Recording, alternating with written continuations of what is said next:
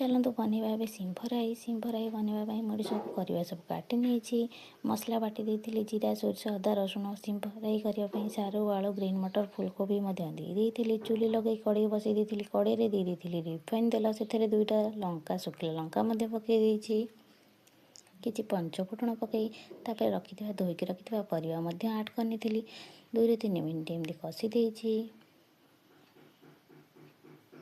एमती भल भाव 2-3 मिनट एमती कषीदबा से देदबा हलदी पाउडर तापर किसी देदबा स्वाद अनुसार लुण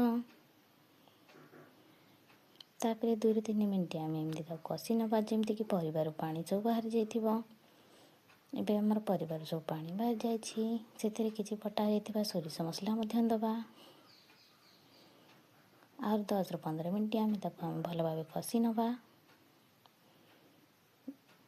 पाउडर मसला किसी भी गुंड मसला पकई ना खाली घर मसला जीरा सोरिष अदा रसुण पेस्ट करूँ कि बहुत भल लगे।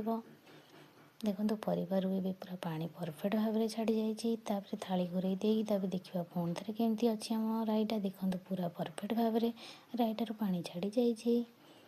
आपण मैंने एमती केते जन राई बनई आपण मैंने निश्चय कमेंट बॉक्स में जानवे मो राईट जदि आपण मानू भल लगे गोटे लाइक और कमेंट करेंगे। मो यूट्यूब चैनल को गोटे सब्सक्राइब करेंगे।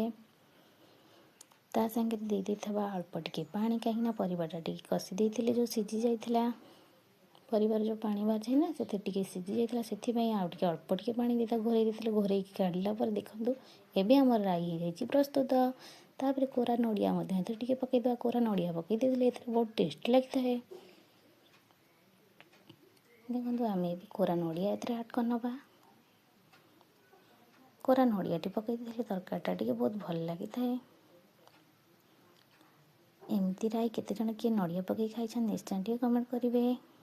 तापर कटा धनिया पत्र पकईदबा एबे हमर राई मध्य प्रस्तुत हो जाइए।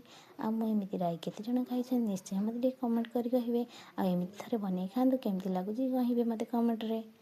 गरम भात खातु कि पखाल भात खातु कि बहुत टेस्ट आसता है। रही जय जगन्नाथ मो राईटा